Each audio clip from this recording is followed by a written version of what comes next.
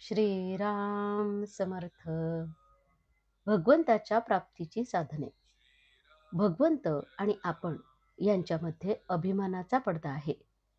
हा दूर झाला म्हणजे आपल्याला भगवत प्राप्ती झाली. हा दूर व्हायला अनेक मार्ग आहेत. कर्ममार्ग, हठयोग, राजयोग वगैरे मार्गांनी हा अभिमान तितका लवकर दूर होत नाही. उलट क्वचित प्रसंगी वाढतोही. भक्ती मार्ग सोपा आहे.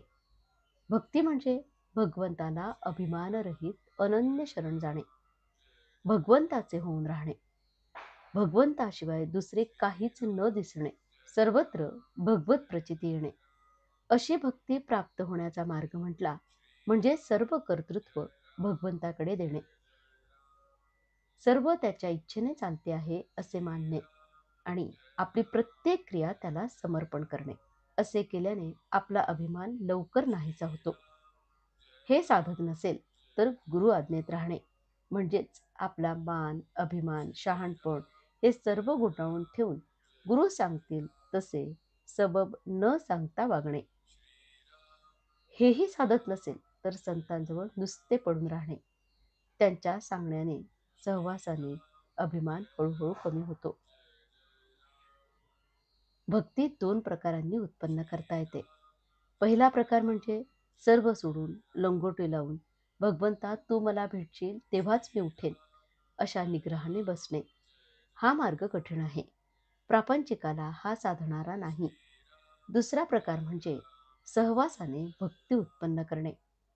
भगवंताचे गुणवर्णन वाचणे, त्याचेच गुण श्रवण करणे, त्याच्या दर्शनास जाणे, प्रत्येक कृत्य भगवंताकरता करणे, प्रत्येक कृत्यात त्याचे स्मरण ठेवणे, असा त्याचा अखंड सहवास ठेवावा. म्हणजे भगवंताच्या ठिकाणी प्रेम उत्पन्न होते. विषयाकरता केलेली भगवत भक्ती ही खरी भक्ती होऊ शकत नाही. भगवत सेवा निष्काम पाहिजे. कारण भक्ती म्हणजे संलग्न होणे. मी विषयाशी संलग्न असतो तेव्हा ती विषयाची भक्ती होते, भगवंताची नाही.